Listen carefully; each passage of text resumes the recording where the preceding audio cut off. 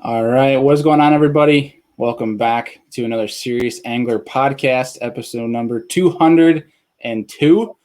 As always, I'm your host, Bailey Eichbrett, and joined with me is the captain, Mr. Andrew Full. What's going on, dude? Oh, living the dream, working my full-time job. It's a Friday night. Wife is out with all the lady friends, and here I am, hanging out. It's guy time now. Yeah. We're talking fishing. Time. Yeah, I just wish I had a beer. I'm all out. So water it is, I suppose. What's going on with you? Buddy, I'm the same boat. We were just talking with Keith offline here. We're empty. We're jealous of Keith. He's the only one that's got a brew tonight. Prepared. So, we are jealous, but nah, dude, it's good. It was a good day of work. Grinded it out. Got a lot of good stuff done today. Caught up with some clients, and we got some really cool things in the works that I'm really excited about. Things are turning around, and it was like, dude, it was just one of those days where when you have like a really good like mental day where like you feel like you can just conquer the world. It was one of those for me. And to cap it off with the podcast and talking fishing, especially with Keith, the Bassmaster Open winner down in Florida. That's just, icing on the cake. And then I get to go fishing tomorrow all day. I don't even know how to describe that. I mean, we're living the dream right now, boys. If I didn't have to work tomorrow, I'd be out all day. But I think I'm going to have an afternoon sesh. Might catch my first 4-pound smallie of the year. Here's what you're going to do. You're going to get a cough tonight, all right? And then you're going to call in and be like, I got this cough. I don't want to risk anyone else. See, there you go. Bing, boom, and now you're fishing tomorrow morning. Oh, dude, it's allergy season. I'll be coughing until August. So, like, any pollen or grass floating around in the air, I'm dead. Like, my eyes are puffy, my head hurts. Like, it's just not good. You can probably see, like, the squint a little. Like, I can't breathe. It's all allergies. It's so bad. I'll take care of your boat for you. Don't worry. Fine. Boat's ready. That's what I was doing before we hopped on here. I was changing some reels around because I sold a few reels this week, and I'm upgrading, so I had to shift some reel line around and stuff. So we'll see. Yeah, you guys are gonna see some gear reviews from the captain over here coming up on the channel. But yeah, I don't know what I'm gonna buy next. I'm either gonna buy the Chronarch MGL or a Corrado MGL, but I'm not sure. There's so many options. Too many. They're all expensive too, which is which sucks. I would love to just like get all lose reels, but then you remember that you're in the north and you can't use lose reels in the north because everything's cold. You can't use plastic. Yeah. So you got to go all metal. So it's pretty much Shimano and Daiwa for me.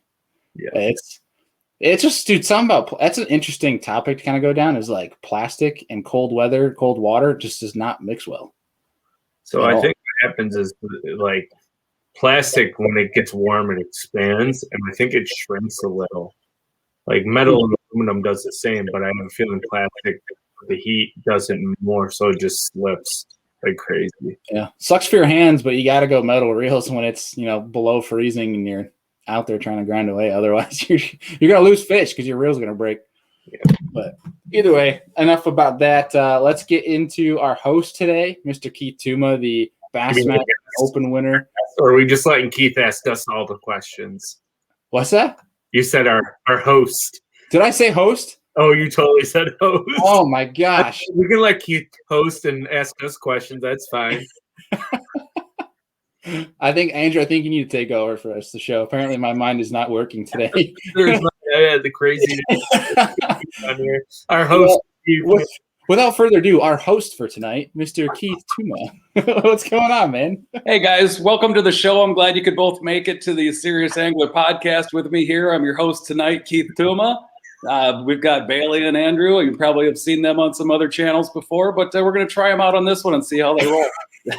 I think that is the best introduction that's ever been on this show. Well, hey, it's episode 202. That kind of, those numbers have got a little bit of a little history with me, so I kind of dig it. So I appreciate the invite, fellas. I really do. You can't say that and not dig deeper. What does 202 mean for you? Back in a former lifetime, I was an automotive machinist. And before they started really coming out with all the aftermarket cylinder heads and stuff like that, the big Chevrolet cylinder head to have for small blocks anyway was the 202 double hump head. So it's just it's an old gearhead thing, if you will. That's cool, dude. Yeah. Well, Keith, obviously, before we get too deep into the podcast here, first thing we'd love to ask you, for not only our sake, but for the folks tuning in is a little bit about yourself and then how you got fishing in the first place and who kind of installed the passion in you that you have today. Okay. Well, a little bit about myself. 48 years old, live up in northern Minnesota. Decided to jump into the opens this year for the first time, and my first one was on the Harris chain. Had a little previous knowledge of that puddle, that lake, chain of lakes, Great Lakes. Anyway, I call everything a puddle, but my tournament partner, team partner, Andy Walls, and I had fished a couple of team championships down there and done decent. This last one in December, we had a second place finish, which is pretty awesome. So that's a little bit of history on that. I would probably get into that a little bit more here later on, but the driving force behind my fishing passion is the fellow that's off camera here behind me, my dad.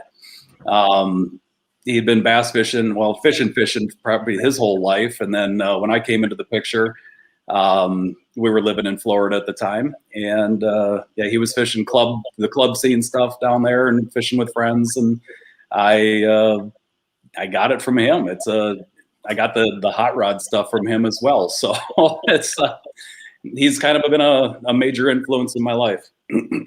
Yeah. So when did tournament fishing kind of come along? When did you kind of get a passion for that? Oh shoot, that probably wasn't until 2001.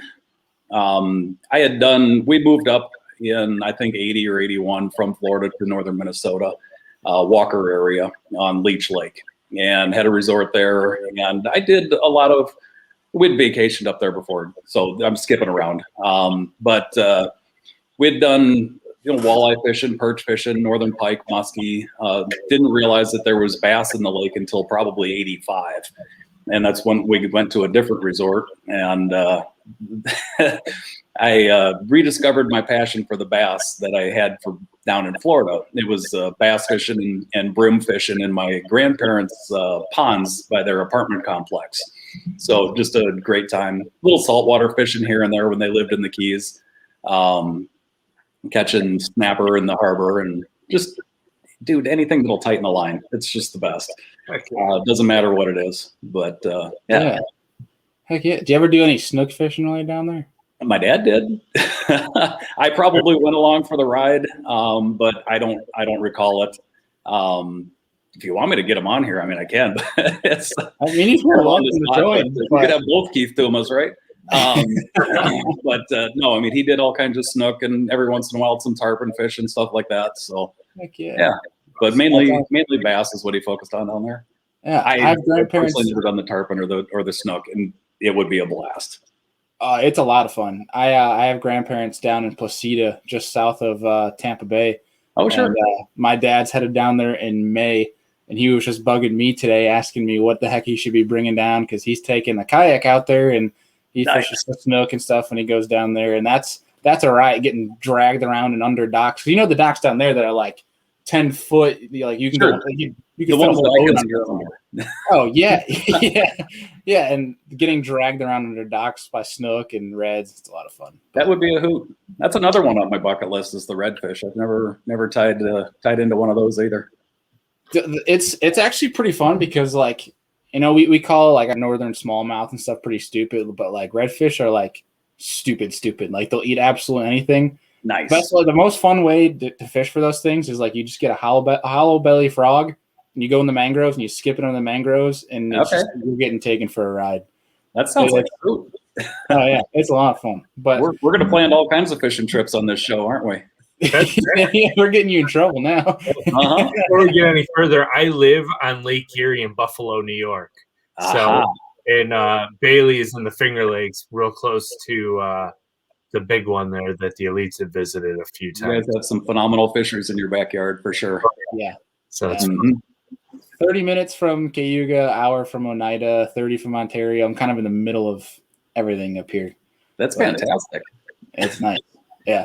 But it's Minnesota, though, just touching on it. Like we spoke offline, tangents, right? We're already getting into one this year. Hey, that's cool. Let's go down this hole and see where it takes us. Yeah. Minnesota is one I'd really want to visit because of that. And I had originally planned to go out to Mille Lacs and fish Mille Lacs and fish a few inland lakes with Matt Waldron. out that way over in late May. Sure. Unfortunately, I had to cancel because I have a championship event down in Texas. But dude, I can't imagine having like lakes around, like being able to go to a new lake every single weekend, and obviously not running out for, I mean, who knows, almost a whole life.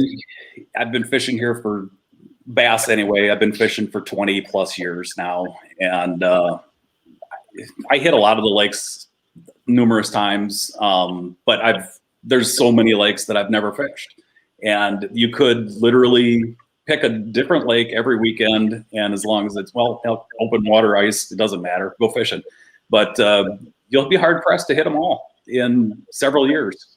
So, do you think there's anybody that's hit every single one? There's got to be somebody. You want to be the first one? Come on. I don't know. That's a lot of traveling. That'd be a fun podcast. All right, we're on this lake. Yeah, you could probably hit 3 or 4 in a day, I'd imagine, if you get 3 or 4 hour stints. I've done that with some friends. We'll pick an area, and I guess some of the lakes are 5, 6 miles, 7 miles apart. So you stop at one and go play around there, and then go to a different one and try and figure it out. And it's a good time. It keeps the guys sharp. But much like upstate New York, where you guys are, we've got such a narrow window to open water bass fish. So we got to cram it all in. And I'm not kidding. I mean, a guy will get burned out after a while. So if you love it, you just do it. You find a way and you push through it. I mean, it sounds, oh my goodness, you're fishing, but sometimes it's work, Yeah. Oh, no doubt. So with Minnesota, you guys can't target them until like a specific time though, right? Unless it's the Mississippi and Wisconsin. Like, what's the whole deal with that? Oh boy, now you're getting into a whole bunch of stuff. The border waters on the Mississippi River, you can fish them year round as long as you have the license. But we can catch and release bass. I guess not before season, but when regular fishing season opens. Whereas what we'd have to do before, and we wouldn't target bass. We would go bowfin fishing and go look for dogfish, because they're up doing the same thing that the bass are doing that time of year in the spring. And if you're fishing for doggies, you're going to catch the occasional bass. Yeah, right. But our smallmouth season is kind of weird. It does shut down in the second weekend in September, unless you're north of Highway 2. And so that gets you up into the Vermilion and a bunch of the lakes up in that area. So little different, but we play by the rules. Yeah. The air quotes. We play by the rules. Yeah, that's funny. Well, so obviously we know you won the Open down the Harris Chain, the first Open you've ever been in. Correct. Talk to us before we get into the Open. Talk to us a little bit prelude to that. Like, what were you fishing prior to that? Then that made you made you realize, hey, I can make this jump, or I want to make this jump to the Opens. I'm still not confident that I could make the jump. I mean, I'm obviously fishing them, but I've fished a lot of the local tournaments around here. I've been fishing with some really good partners over the course of the years. My current partner, we got into the Minnesota Bass Nation 4 years ago when they started, or for the team events anyway. And we started fishing those, and I think the first year we were team of the year, which qualified us. What was it, 3 years ago? Doesn't matter. It's a while ago. So qualified us for the Harris Chain team championship, the one that Matthew Robertson ended up winning. Mm-hmm. And he's a ball of energy. Holy crap. But anyway, yes, we went down there for that. And out of 197 boats, I think came in 38th place or something like that. One of the last checks, which was cool. We'd made some mistakes, and it was our biggest event ever. But we learned. So then we missed qualifying, and I can't remember where they went the year after that. But then this past year, we technically missed qualifying again. But the guys that came in first place, the partner, his wife was due to have a baby during the tournament, so he had to pull out. and you can't have substitutes for it. So we were third place in points for the year, which got us in for this last December championship tournament down there. And we ended up second place, which was really cool. It was such a hoot watching Jordan Wiggins win that thing. So he was pretty wound up about it. It was neat. It was neat. And then got him into the 2021 Classic and all that fun stuff. So yeah, it was there. Yeah. But so I've got a little history on the Harris chain. Great fishery. You just never know. The next cast could be a 10-pounder. I mean, you're going to experience that in a few certain places across the country. You know, obviously Texas, California, Florida, Georgia, Alabama, and numerous other states. Don't get me wrong, but not up here. You know, a giant bass up here. I think our record is just shy of 9 pounds or something like that. But my partner Andy managed to catch an 8-pounder in a tournament a couple years ago, which was pretty cool. And I think my biggest bass, I never did put it on the scale, but I want to say it measured 24 and change inches, which has got to be 6.5, 7 pounds anyway. It was a chunk. That's an old fish. Yes. Yeah, I can't remember the biology. I talked about this with my friend Mandy Urich. Maybe you've heard her name, but and she's fisheries biologist and all that stuff. She works real close. Well, she's within the DNR, but and I can't remember if she said they grow like a quarter to a half a pound a year up here, whereas down south they're really chunking it up, pound or so better a year, so or more. But yeah, so it takes them a while to get that old and that big. So yeah, heck yeah. Yeah. So real quick, I hit all the topics there. I can't remember. I was kind of I just start talking and we just end up wherever we end you're up. good. You're good. You're good. All right, Andy, were you gonna say something?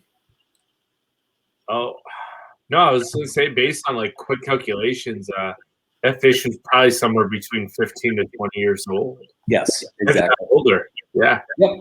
And I learned something the other day watching a channel. I can't remember what it was, to be honest with you, but I didn't realize that the fish scales, you could tell how old they are, kind of like a tree. There's growth lines in the scales themselves, and you can see where the winter time is, where they're not growing much, and then where the summertime is. And I guess you just count them like you would rings on a tree for selling how old the tree is. I thought that was pretty darn interesting. Whoa. Yeah, no, right? Really cool. I want to learn mine there. Did you learn that from here? You come up with all kinds of useless stuff. Was that so? That was your friend Mandy that spoke about that?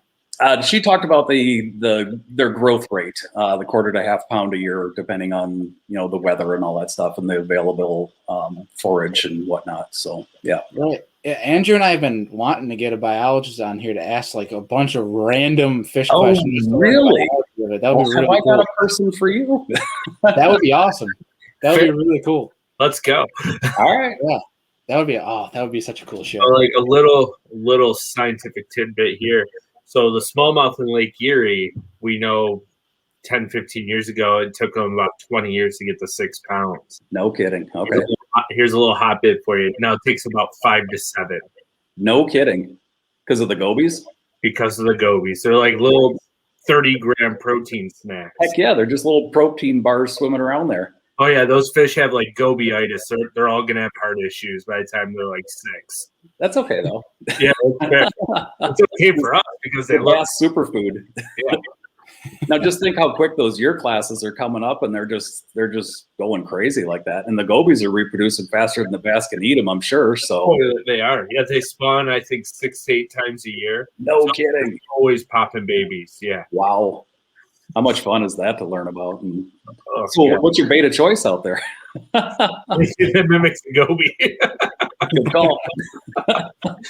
Something that's kind of crazy though, now that we're on tangents, was recently one of our buddies, Forrest, sent us a picture of a perch that spit up a largemouth. And I think, was it you, Andrew, that caught a smallmouth or a perch, something like that had a largemouth in it as well?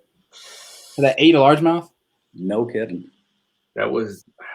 There was another picture somebody had sent. Maybe it was a bluegill that ate it. Can't remember. But there was our buddy Forrest sent us a picture. He was out perch fishing, ice out, and sent us a picture of a perch that spat up a small shad.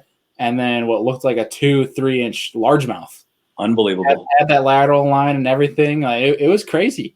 It's something. It kind of adds a whole perspective to kind of that Who knew predatory. that perch were so voracious, just angry. Right. They're good eating too. Oh yeah. Oh my gosh. Yeah. But so I want to get into the Open here in a second, but before we kind of get in and dive into that whole tournament, obviously, this is your first Open, so I'm sure, obviously, for people from Minnesota know who you are, but there's a lot of people around every other state besides Minnesota that probably don't really know who Keith Tuma is as an angler, at least. They probably know of you now because you've won the Open, but they might not know you as an angler. So real quick, kind of dive into us, like, what do you think your strengths are as an angler, and what would you say your weaknesses? How about my weakness being that I'm getting way too old for this? I'm really not.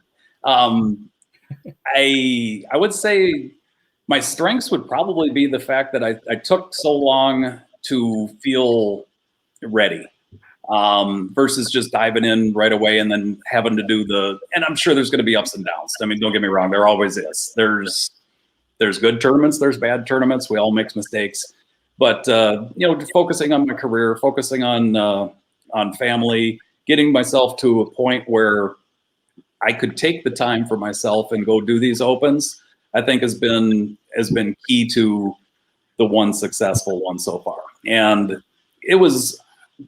I had never been so calm for a tournament. Obviously, the previous history that we had on the Harris chain helped, but it was just the entire tournament. It was a sense of disbelief and calmness, Mm-hmm. So being able to not spin myself out was helpful. I mean, I've had little club tournaments up here where I've been more nervous on the final day, and so it's kind of crazy. But as far as fishing styles and all that stuff, I love throwing a frog, and I tried to force feed the Harris chain bass frog. I did. They were eating it, but not tournament day. So that was my main go-to deal down there. Just something that not a lot of guys were doing. So that's another thing that I would think would attribute to my strength and weakness is I'm going to look for something that's off the beaten path, which a lot of guys do. I don't fish overly well in a crowd. Can I do it? Sure. Will I do it? Yeah. I'm going to be the loudmouth that's cracking jokes though, and trying to distract people because, well, that's just my nature and my style. It should be fun if we're all going to be in the same area, I mean, I'll tell you a story when we get into the Harris chain and a couple different boats that were around. But anyway, we can get into that later. If you remind me, we can tangent off on that. I'll write it down here. But I think being versatile with all the different lakes, rivers, and whatnot that we have up here, I can fish wood, I can fish grass, I can fish rock, I can fish sand, I can fish nothing, I can fish slime, I can fish pads. I prefer shallower stuff. I can fish deep. So being versatile, I think it helps out. You can check all kinds of different things and you feel somewhat confident, even though it's not something that's 100% familiar. You can kind of roll with it and adjust on the fly.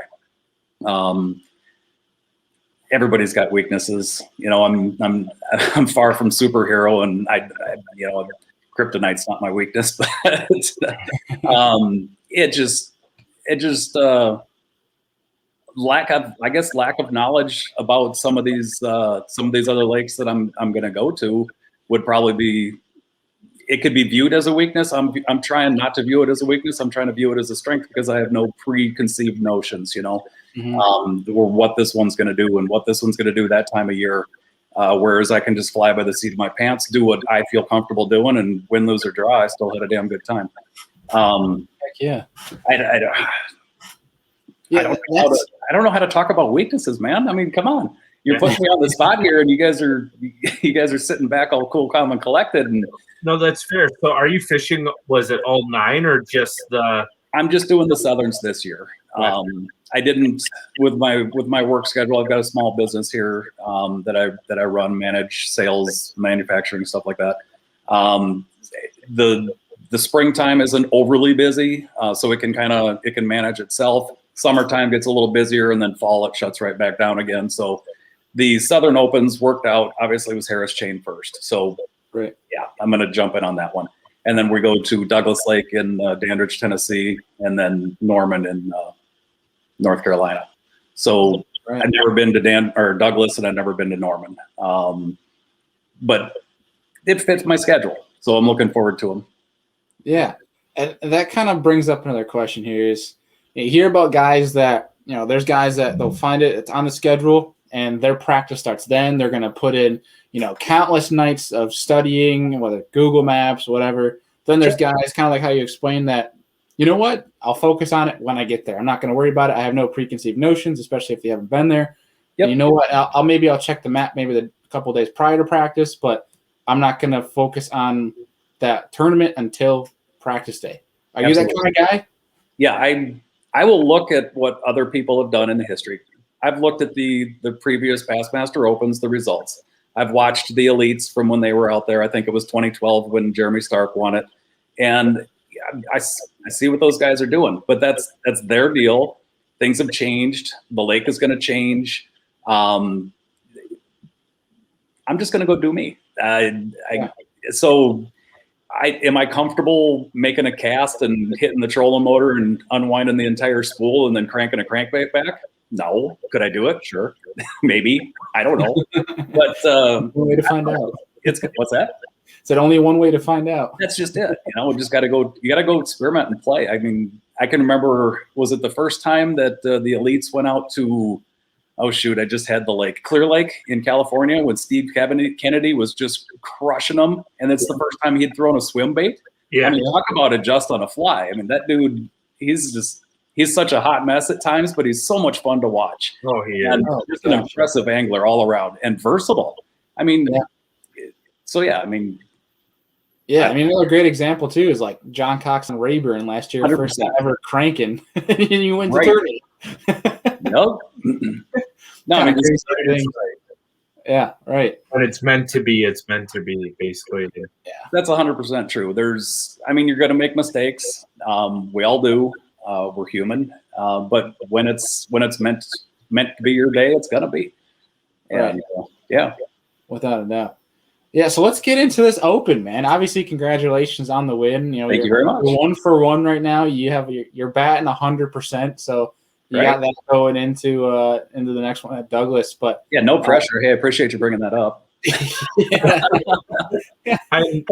worst comes to worst, man. If you don't win the next one, you're only at 50%, which is a lot better than pretty much the majority of the field. So you're still pretty good as far as batting averages go, right? Very good. Batting 500 is fine. That's like MVP Hall of Fame. Sure. But yeah, so walk us through the tournament, kind of how it went for you overall, from from start to finish. Kind of give us like a general recap. All right. You want me to drag this out? You want like super detailed stuff, or do you whatever your heart desires, man? Oh my goodness. Well, we do got to kill some time, so let's roll with this. All right, day one, we take off. I draw a great guy for a co-angler. Cameron was his name. He's local from down there. He used to fish a bunch of kayak stuff, and he was telling me that he had fished. I think was it a BFL that was out there a few weeks before or something like that. Was it Jake Suvak that won it? No, the co-angler you drew, Jake Suvak, really long hair. No, I believe his name was Cameron. Oh, okay, never mind. Sorry. That's okay. I'm sure Jake is a great guy too. I just haven't had the opportunity to speak with him. Well, anyway, so we go out. I said, I just want you to fish your comforts. I'm going to do things that are different and weird and strange to you because I'm from Minnesota and I'm just different and strange and weird. And what I had found in practice, until the wind destroyed the one good side of the lake, there was floating grass mats blown up against the Kissimmee grass. And I figured out a way to make the bass they were definitely focusing on the bait that was hauled up under this grass mats. And they were pushing it up to the top, and then you'd see the minnows flopping around on the top of the grass, and then the bass they'd come up and literally knock them off of the grass into the water, and then they'd scoop them up and they'd eat them. It was crazy to watch. And they're doing it 5-10 feet from the boat. So I'm getting a really good, look at all this happening. I was like, how in the heck am I going to make these things bite? Well, I figured out a way. And I ended up getting a fish. Cameron caught one first. He was just kind of flipping a Senko around the outside of the mats and got one to commit. And it was a nice fish. It was 3.25 pounds, something like that. And then I've got one that was right around 3 pounds to do the same my way. And then poof, it shut off. And my heart said, just stick with it. So we did for a while. I think Cameron caught one other fish just out behind the boat, dragging a worm. That's what you do in Florida. So then I ran into a canal. Day before last hour of practice, I ran into this canal, made one cast, saw some fish on the side scan, and made one cast, and it was a 2 3/4 pounder. I was like, okay, well, this is a good limit fish. Got out of there. Went in there tournament day after I beat up my start area for a little bit with very little success, and ended up with like a 12.5 incher out of there. So it just was not going. There was plenty of gar around, which was great, and there was activity, but the bass just weren't happy.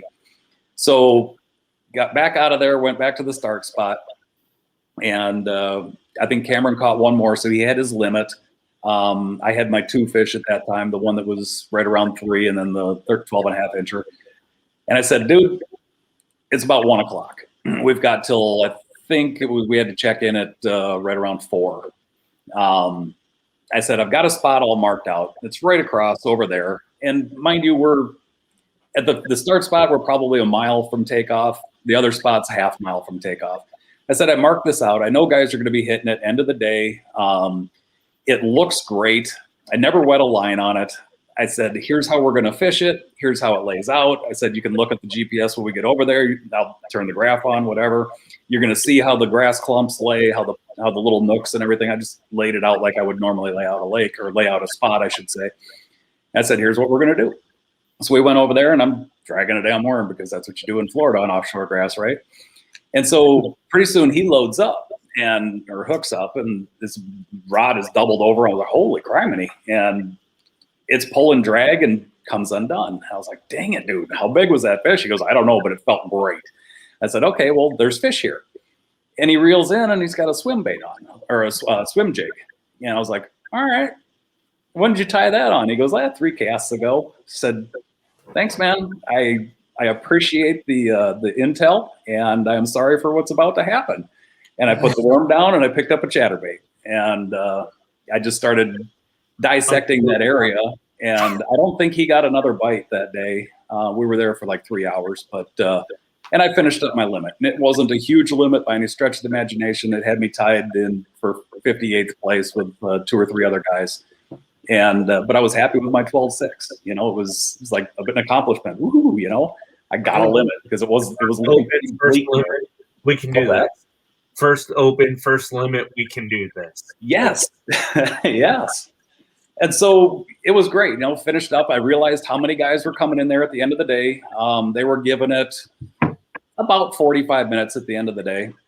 The other thing that I noticed is when other fellows would come in, I'd start getting bit. And I was like, all right, just kind of putting the pieces of the puzzle together. It was my pre-fish, if you will, on tournament day. I mean, who in the hell goes pre-fishing on tournament day? I do. Anyway. So that wrapped up that. Day 2, I started there. And the fellow that ended up leading after day 2, Alex Weatherall, he was started there. And I didn't know who he was, and I didn't realize, but he was kind of in an area that I wanted to explore, but I hadn't fished over that way. So I mean, that was like his little spot. And I was out on the outer skirts of it. And I'd caught a couple fish, nothing to speak of, a couple 2-pounders, something like that. Didn't realize that he had just pulled in an 8-pounder off of his spot there. And he goes to leave. It's about an hour later. It's just the 2 of us there. And he kind of idles up towards me, or trolling motors up to me. And he says, no, he was idling anyway. He says, hey, would you mind staying off this spot? I'm doing pretty good. And I said, well, define good. And he goes, well, I'm sitting in 3rd place right now. No problem. I said, are you talking just that one spot that you were fishing, or are you talking the whole area? He goes, just that one spot I'm fishing. I said, perfect. Not a problem. It's yours. And I did. I stayed off of it. I caught my fish on the outside. There was a nice little wall of grass there that I was fishing, or the hydrilla. And yeah, it was cool. He came back at the end of the day. I said, dude, I tried keeping these other boats off. There was like 2 or 3 other boats that came in there. I couldn't do it. I didn't say anything. I just said, hey, that's Alex's spot. But I kind of wanted to because he was a nice guy. He asked, you know, and he's doing good in the tournament. But yeah, he came back in and he caught a couple smaller fish, and then he had to go in to weigh in. And that was one of my longest days of fishing. Holy criminy. I think we were flight 15 that day, the day 2. And so, but we got off so early. I mean, they run these opens so efficient, you know, for blast off. I know we got an extra hour and a half worth of fishing. Jeez. And so I'm chucking a 1/2 and a 3/4 ounce chatterbait around all day, fishing. I was fishing it. Dude, I'm tired. I'm wore the heck out. I was ready to be done at like 3 o'clock, but and we ran into some lulls and all that stuff. And so I had to adjust my retrieve to get the fish to react a little bit. And then I'm watching the bait fish and seeing what they're doing and where they're sitting in the water column. I mean, there's a lot that's going on that I never really realized until I started paying attention, and I taught myself a lot of lessons. So at this point, you know, it's the cost of the education, which would be the entry fee, is well worth it. So a couple other boats come in. This is, I think, it was before Alex got back there. Now, this is that tangent story that I said remind me of. Yeah. And, you know, broken fishing around a crowd, having fun. So I had just caught a decent fish. It was 6'11", I think, is what it weighed. And like what's that? Decent. Yeah, it was a decent one. It's Florida. I mean, that's like, nah. Yeah. No, it was great. Don't get me wrong. It was a good one. And 2 casts later, I hook up with another one that's all a 5. And I noticed that it's not overly hooked well. I mean, it had the chatterbait in its mouth, but I could see some of the chatterbait. The other ones that were getting it, you couldn't see the chatterbait. It was just line. So I decided to boat flip this fish, which I did. And I was shooting for my seat. The co-angler was sitting down on the passenger side. He requested the butt seat in, which is fine. I had no problem with it. I didn't think this was going to happen. I figured this fish would hit the back of the seat. It would flop forward, you know, with a little momentum.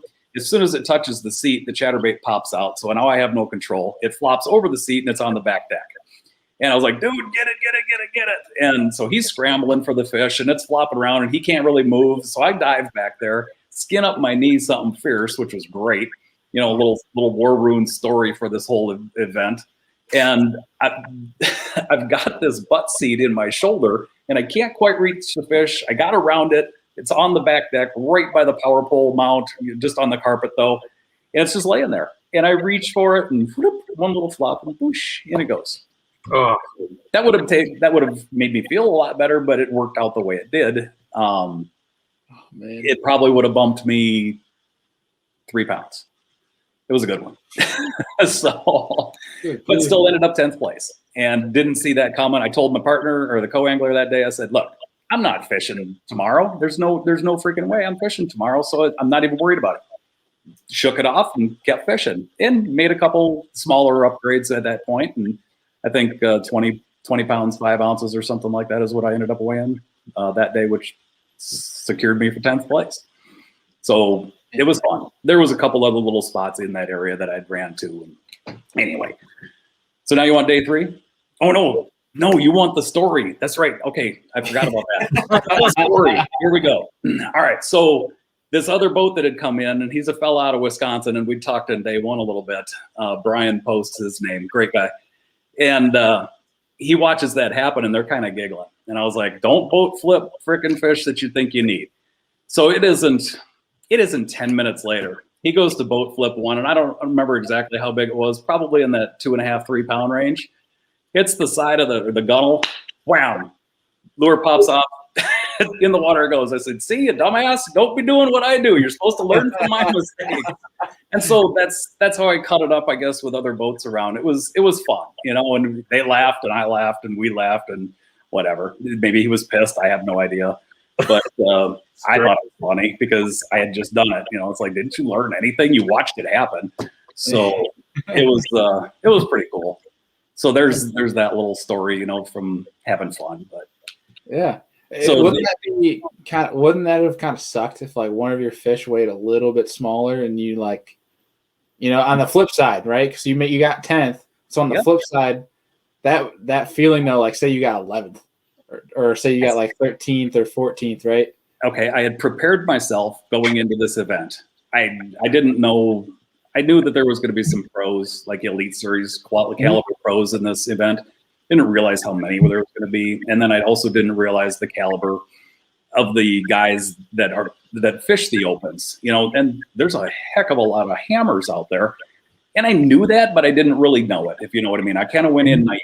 So my goal was a top 40. I'm thinking first open, if I can pull a top 40, I get my entry fee back. That's awesome. That to me is a win. So an 11th place would not have bothered me one bit. Sure, I probably would have been like, oh, dang it, that one fish that I boat flipped, But I mean, rookie mistake. It's a lesson to learn, right? Don't do that again. Yeah. So it would have been fine. I'm glad it worked out the way it did. Don't get me wrong. But it would have been fine had it been 11th place, 12th place, whatever, 25th place, 40th place. I would have been perfectly fine. Heck yeah, man. Because that's the mental preparation that I'd done. Top 40. Heck so, yeah, that's awesome. Anyway. Yeah. So let's hear day 3. All right, day 3. The morning of day 3, I didn't realize day 2 weigh-in.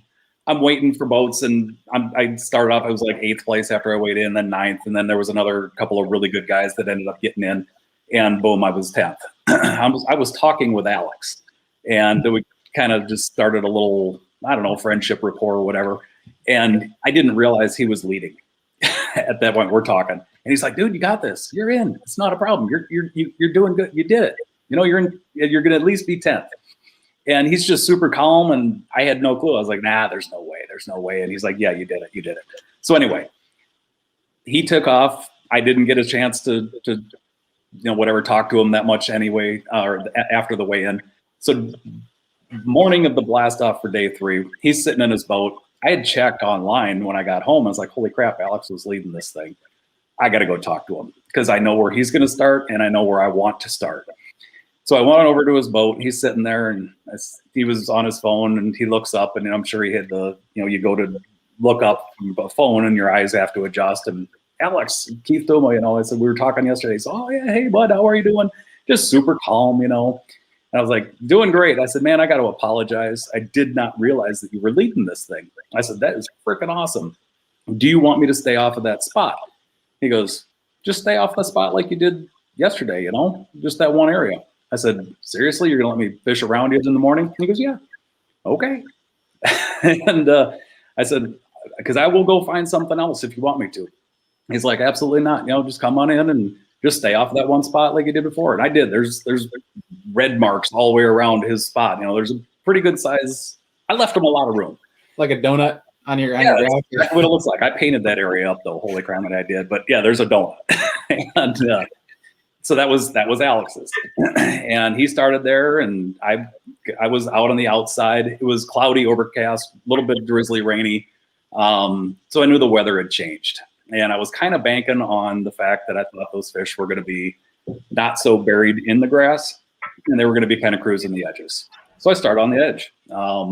Camera boat was sitting right where I wanted to be, and Andy was kind of funny. He was the camera guy. He's like, hey, do you want me to move? I said, no, you're fine. Get your pictures of Alex. He's going to be taking off here in a little bit. And then Alex would pipe up, and we were kind of cracking jokes back and forth. And then he catches one, and then I caught a small one. I think it was like a pound or something like that, and show off to the camera, because it's really cool. I'm fishing next to Alex, so 10th place guy and first place guy, and we're both getting pictures taken of us, which was great. And just cracking jokes and Minnesota jokes and Wisconsin jokes and. Hey, Alex, your boat looks like it's not on the waypoint. You're moving off of your spot, bud. I thought you were just fishing your spot. And he's like, are you trying to mess with me? Just cutting up, having fun. So camera boat slides off. I kind of pushed a little bit, and he slid off to the edge, or more on the deeper break. And I wanted to be on the edge. It's kind of a rounded point deal, and made a cast towards the camera boat. Reeling back. Good one. Turned out to be probably 6. I think I put it in at 5 pounds. I'm joking. I'm not paying attention. So get the fish in the boat. Did not boat flip it, mind you. I reached down. There's some really good pictures. Yeah, really good pictures of me reaching down, grabbing the thing. I'm no pro at that. I mean, heck, up here and in the team deal, except for the last 2 days when you fish make the championship or the fish off for the classic, you get to use a dang net. So yeah, nets are great, right?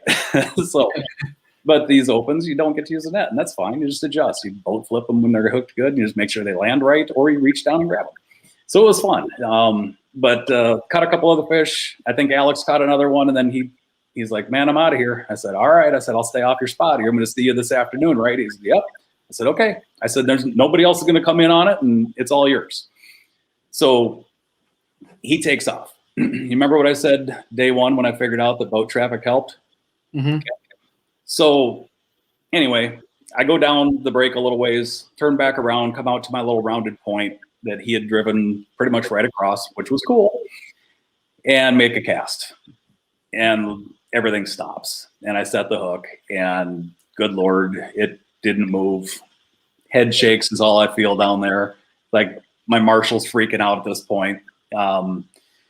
It was good time. Fish comes up, it's nothing but mouth, and that was my 8-pounder. 8.3 or 4, I think it weighed on this, or 8.3, and then I marked it at 7. So then went off, fished around a bunch of different stuff, upgraded a few more times. We're just smaller fish, 3-pounders, stuff like that. Started raining. Everything was changing at this point. So I moved off to another area. And I fished my way over there. I just was looking for bait on my my Garmin. You know what I'm talking about. Oh yeah. And I could see that it wasn't out in the grass anymore. The bait wasn't the crappies and the shad or whatever they were feeding on.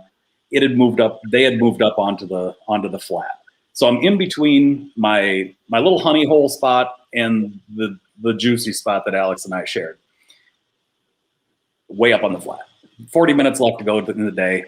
Make a Hail Mary cast just for fun. Just lay one way across this flat, reel it right through the middle of all this bait, and sure enough, everything stops again. Set the hook. This time it's cutting to the side. And I was like, oh boy, here's another good one.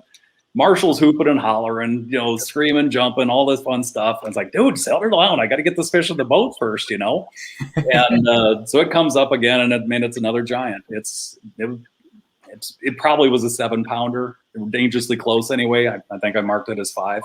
So anyway, get it up in the boat, and he had been checking my Marshall, in the live well it goes. He had been checking Score Track all day, or Bass Track, sorry. And he's like, man, 2 of you guys are doing really, really good today. Everybody else is kind of stumbling. And I was like, oh boy, don't tell me this stuff. I said, I don't want to know. I said, I'm in 10th place. I'm calm. I have nowhere to go except up. I said, I'm having a good day. It's fine. He goes, you're going to win this thing. I said, dude, stop it. Oh my gosh. Yeah, I mean, he's telling me this stuff, and I'm trying to figure. He had me at 18 and change pounds before that last big fish, and then that one put me, I think, at 21 pounds for some reason. I called it a 5-pounder. That's why. So anyway, and that was it.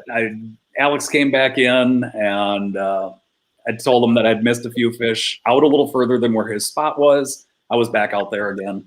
And he goes, did you get any good ones? I said, yep, I got one that's really nice. He goes, how big is it? I said, you want me to lie to you, or you want me to tell you the truth? He goes, tell me the truth. I said, it's 8 pounds. He goes, awesome. And right there, I could see on his face that he wasn't happy about it, but he was happy.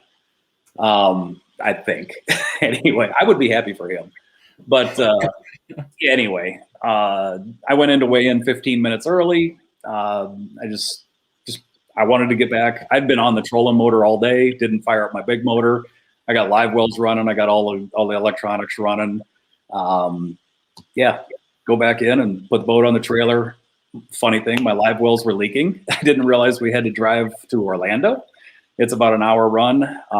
So I knew I would have been out of water by then. I fish out of a 2006 ZX200 Skeeter. Great boat. I've owned it since new. I love it. It's done really well by me and by my partner or partners that I fished with out of it. Right. And, but we don't drive to weigh-ins. We weigh in right there, and everything's cool. Open the drains to leave, and water drains out, right? So now I got two big plastic baits that I'm shoving up the drain holes to keep the water in there and all that stuff. Threw a bag of ice in and kept the recirc on, and off we go to Orlando. And yeah, the rest is history, I guess. It's all awesome. Dropped a mega bag. I didn't realize you guys drove to weigh in on the last day. I read that in the rules, and I read that in the information sheet, and it didn't really sink in until they announced it that morning. And then I asked, I said, hey, what do we do with the fish? Do they stay in our boats? Do we put them in bags? They go in a live release boat? How do we do that? Oh no, keep them in your live well. Okay. So make it happen. It adds a different factor to things. It does. It really does. But I think every fish was healthy. I know all mine were great. I think all the other guys' fish were great. So I mean, it's something to be said about the live wells, and I've upgraded the pumps in mine. I don't want you guys to think that I'm still running 2006 pumps in mine, just the drain valves. But that's one of the things I like to do is I want healthy fish, because I want the resource to be there in the future for me again, for you guys, for future generations, for whomever, local fellows. So we try, and as anglers, we're pretty good conservationists, if you will. So we at least try to be.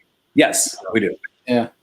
Yeah, I remember being that kind of great, like thinking about that. Like, it's like last year at the Classic, they had like a 50-minute drive from Gunnersville to Birmingham. Yep. And that's a long way to drive with fish in your live well. And it is. It's kind of crazy to think about. And yeah, something that's totally illegal here in Minnesota. I mean, we got to have our live wells drained and emptied and all that stuff. You can't have any water in your boats. The DNR will hose down your boat, because we're pretty concerned with invasive species up here, the zebra mussels, the Eurasian milfoil, all the other invasives that are up here.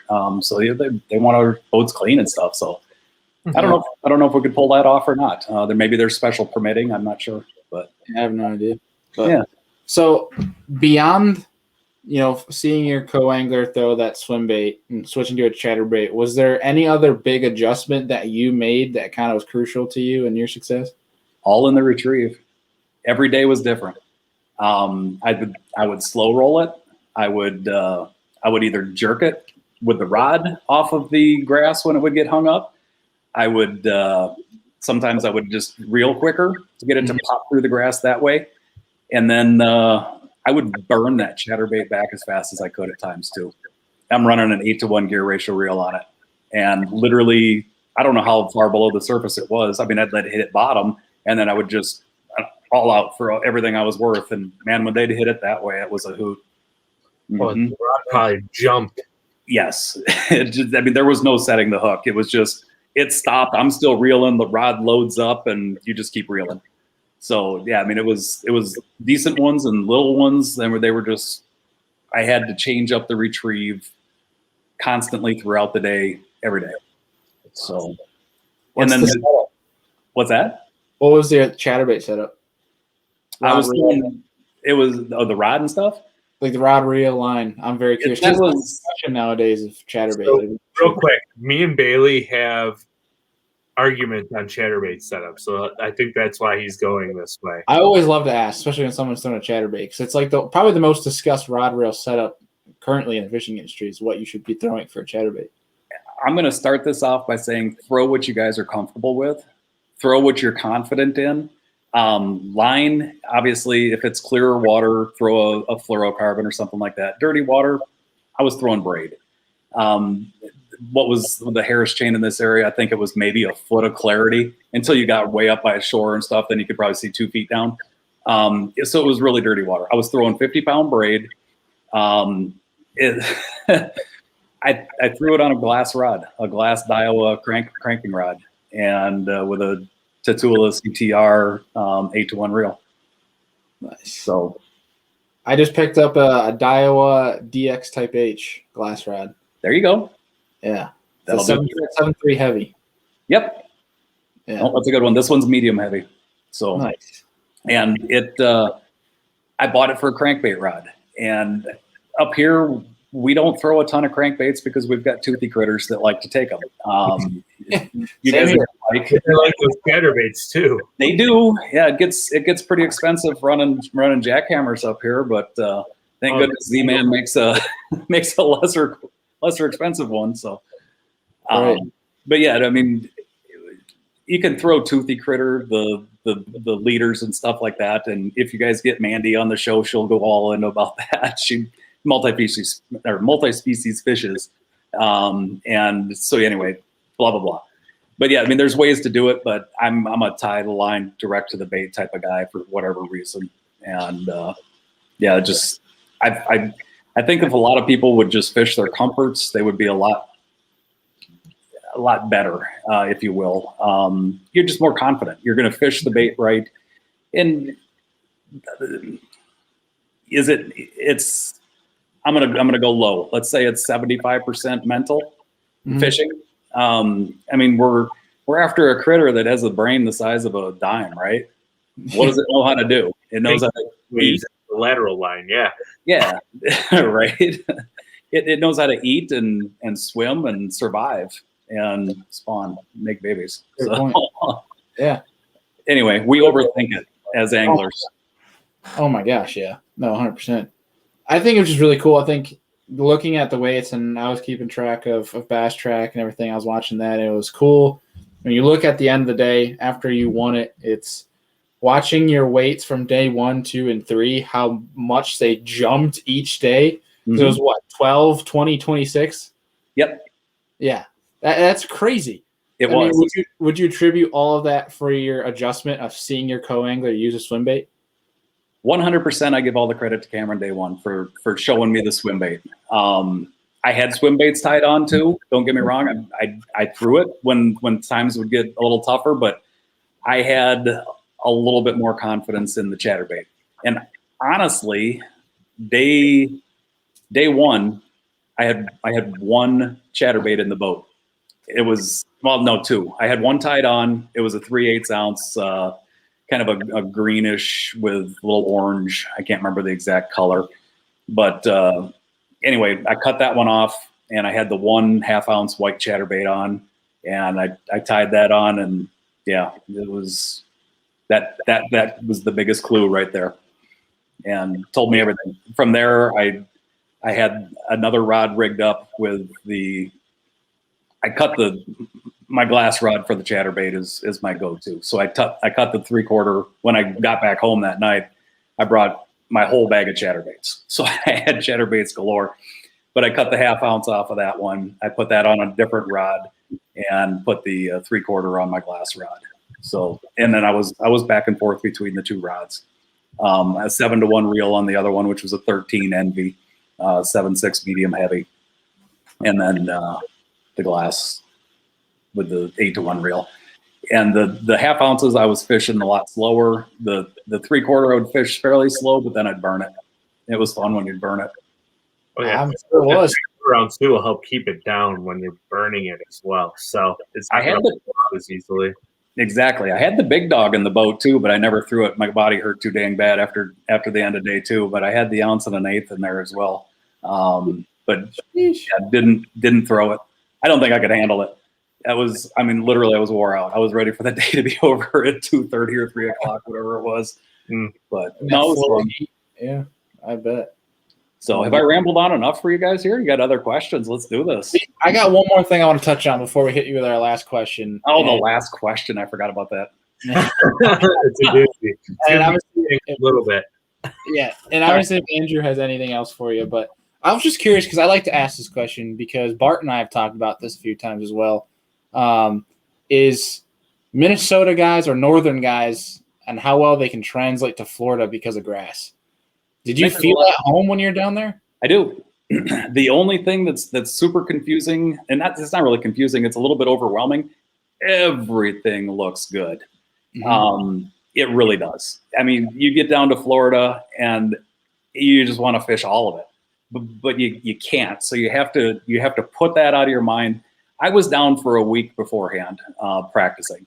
So I practiced the fire out of Griffin. I practiced Eustis a little bit, mainly concentrated on on Main Harris, Big Harris. I went into Little Harris a little bit, and I found some fish down there as well. Apparently, I missed the boat on the spot where Patrick Walters and 40 other boats were. But anyway, good for them finding that. It was cool. But I didn't want to be in that big of a crowd anyway. It would have been, there was probably, lures would have been thrown at me for my jokes and cracks and whatnot, probably. But anyway, so no, it's to eliminate, and I hate to say eliminating water, but because those fish could be anywhere. There's so many fish, and especially the Harris chain, probably other lakes as well. I mean, obviously there's a lot of fish in other lakes, but the Harris chain is just a very unique fishery in that there's fish everywhere. Mm-hmm. So being able to just put all that out of my mind and say, I'm going to burn the least amount of fuel in this tournament. These are my two spots. These are my two areas. Go for it. So it is, and being up here with the grass, it helps. It definitely helps. I mean, I know how to run a weed line. I know how to flip clumps. I know how to run a chatterbait. I mean, everybody does. Everybody has these skills. But to be able to just put everything else out of your mind and say, this is where I'm at. I'm just going to make it pay. Stick and stay, make it pay. You know, it's always tough to leave fish to find fish, and you usually end up kicking yourself when you do it. Yep. Mm-hmm. Yeah. Is it basically like a thing where you're just covering as much water till you find better fish, or is there like a tip to kind of break down that water a little bit faster? And I'm not to the point where I feel like I can break down a lake as fast as these pros. You hear, I mean, the elite guys, you hear them talk, they've got 2, maybe 3 days of practice, and they're breaking down a lake. They've got it dialed in, figured out like that, which is absolutely insane to me. I am not there. So to ask me that question it's kind of a fun question. I mean, I don't know how to properly answer it. For me, I'm not there. For other people, I'm sure they're there. I'm sure they can figure out stuff. So I have to rely on what I'm comfortable with doing, what I think is gonna. I knew the pre-fish was a little tough. Sure, I could find big fish. I could run into Griffin, and I could have done battle with the other 130 boats that were in there as well. And there was big fish going in Griffin. Found them. I found out where they were. They were relating to the eelgrass edges in the cleanerish water, and it was cool. Mm-hmm. But I didn't want to run that far, so I'm trying to maximize my fishing time. The longer I can keep a bait in the water, all that stuff helps me feel more confident. The one area that I marked, it was the only good grass within a couple miles. The other good clump that was down a little farther, there was probably 5 or 6 boats on that at any given time too. So I knew you find grass in Florida and there's fish there. Mm-hmm. So I guess it gave me a little confidence to just kind of stick in the area. You know, they were in a transition stage too. They were pre-spawn, post-spawn. There was fish spawning. So then they're moving out. They're coming to me. They're going away from me. It's constantly reloading. And then the other thing was the amount of bait that was there. Made me say. I learned that in December. Makes sense. So, nice. Yeah. Awesome. Andy, do you have anything left for Keith before we hit him with our last question? I'm sure he's getting sick of us now. No, I'm far from sick from you guys, but I'm getting a little thirsty. I can tell you that. Well, we'll get you off here in a second. I promise. No, it's all good. So, I mean, it's a little different though, right? Because Florida's hydrilla and Minnesota is coontail milfoil. So how do those translate together? Hydrilla and coontail are very similar. They really, I mean, they grow different, sort of. But we also have the milfoil too. Several different strains of the milfoil. Some hold fish and some doesn't. There's always fish in all of it, but the better quality fish, it's going to depend more on the bait that's around and available and the bottom composition underneath it. So it fishes very similar. It really does. When I see the Kissimmee grass, it reminds me of wild rice, and I just want to go flip and frog all of it, and I can't do that. It's just, like that's what it said. It's overwhelming. It just all looks so good. But there's a couple other different little, I can't remember. Is it like pepper grass or something that's down there as well, which kind of reminds me of a thin cabbage. And I found all kinds of gar in that with the occasional small bass, but it just didn't feel right. The hydrilla was, for me anyway, and what I was doing was the deal. Could my pattern have been beaten at any given time? Absolutely. Or my area or whatever, it certainly could have, but I guess it just didn't work out that way. And I attribute quite a bit to luck and timing, and it was just my time. I don't know how else to put that. So yeah, meant to be. Yeah. And we got to try and stay level-headed and grounded and all that stuff, because like I said, these guys and gals that are fishing this stuff, they're damn good and they're serious, and it's great. And competition drives us though too, doesn't it? Oh, for sure. Mm-hmm. Yeah, I mean, if it doesn't, then why the heck are you out there? Well, just figured it'd be fun to go try. What the hell? Heck yeah. Heck yeah.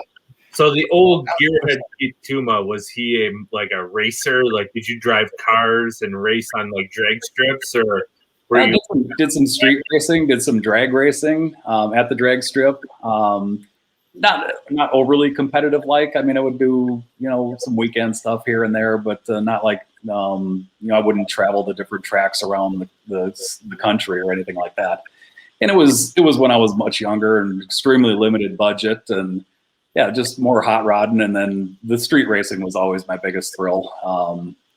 Kind of fun to do, but I would definitely say put it on the track these days. The street racing stuff is fun, and there's all the shows you see about it, but it's under controlled circumstances. So yeah, it's all good as long as people are safe with it, whatever. And we were to the best of our ability. I mean, back then we're talking a 12-second car was fast, for a street car. So, but yeah, no, gearhead, and it's transferred over to some of the boat stuff. I've got specific ways that I balance my boats, and I load them, weight consciously, if you will. So, and I try and figure out, what my co-angler is going to weigh for the day, or if it's just me, I'll put extra weight on the port side of the boat. And I've got light batteries. I've got I don't carry much tackle up front, so I'm looking. Props is huge. That's your tires, I guess, if you will, but that's your bite. But yeah, I mean, there's little things a guy can do, but that's just the go fast guy in me. I'm a little bit of a need for speed, so it's fun. Heck yeah, that's awesome, dude. Plus the fish like to go fast. Yeah, especially over waves. Absolutely. Not so much. Well, Keith, our last question for you, and we'll let you go for the night, I promise, is if you could sit down, have a beer and a steak with 3 different individuals. They don't have to be fishing. They could be from 1,000 years ago or present. Doesn't matter. There's no timeline. What 3 individuals would you sit down with and pick their brain? Holy criminy, dude. This is deep. Oh, yeah. That's why we don't give you any forewarning, because it's fun. For the moment. You might need to get another beer for this to answer. I've still got half a dang beer right here. All right, very first one that comes to the top of my head. I'd love to sit down with Donald Trump. We don't have to go into it, but I would sit down with Donald Trump. I would love to talk with the man. Next would probably be, and this is going to sound really weird, none of you know about him, my great-grandfather, Jaji. I would like to hear his story of coming over and all of that. Just the history of how that part of my family came to be in the States. And then, no, shoot. How about I take both you guys out for a steak and a beer? I think that's the best answer we've ever gotten, Andy. Is it? All right, let's do that. New York, let's do it. Okay, we're gonna make it happen then. Let's do that. I mean, you guys, that's such a put on the spot type of question. I love it. It makes you think, but I kind of feel like I'm fishing this last day when I'm trying to guess the weights of my dang fish, and I'm mush brained right now because I think of all these stories and recalling it. It's so cool. Yes, God bless you guys for making that question. I love it. And it's cool too, because like sometimes we'll get messages from guys that that come on the show, and then a couple hours later, maybe even days later, they're like, "Oh man, I should have said this or this." Yep. It kind of like makes you think sometimes, and it's kind of cool. I have no regrets with the choices that I made. So let's do that. Let's stick to that.